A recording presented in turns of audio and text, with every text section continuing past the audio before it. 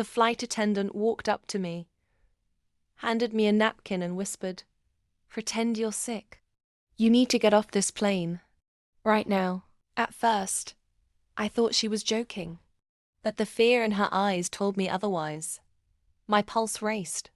I clutched my stomach, feigned nausea, and stumbled toward the exit. 2 hours later, the news flashed across every screen in the airport.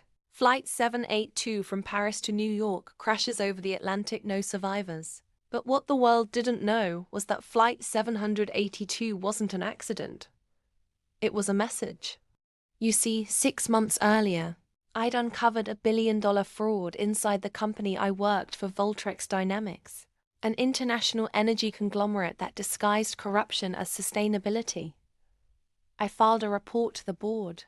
The next morning, my apartment was ransacked, my emails erased, and my fiancé Ethan, a Voltrex executive, suddenly disappeared.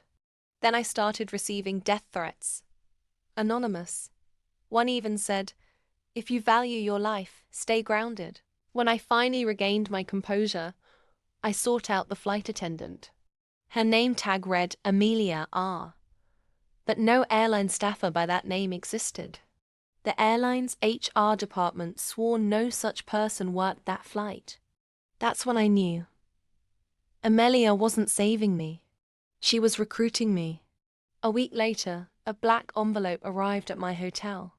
Inside was a USB drive and a note. They silenced everyone else.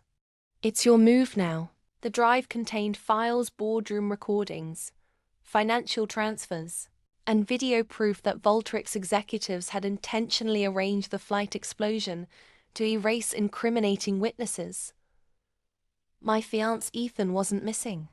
He was aboard that flight, seated beside the lead whistleblower, his final assignment.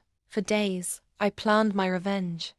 I changed my name, relocated to Zurich, and reached out to Amelia through a secure channel. Together, we built a digital leak so catastrophic it crippled Voltrex overnight.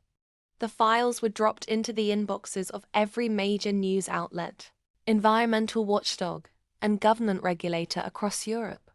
Within 24 hours, Voltrex's CAO Ethan's mentor was arrested. The stock collapsed. The company was finished. Then came the twist I never expected. A private message appeared in my encrypted inbox. "You did well, Evelyn. Amelia would be proud." It was signed by Ethan. He ended with, "I'll find you when it's safe." The screen went black. That was 2 years ago.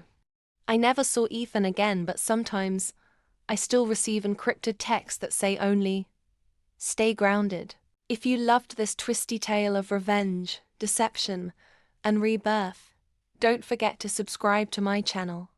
More jaw-dropping stories drop every week. Trust me, you don't want to miss the next takeoff.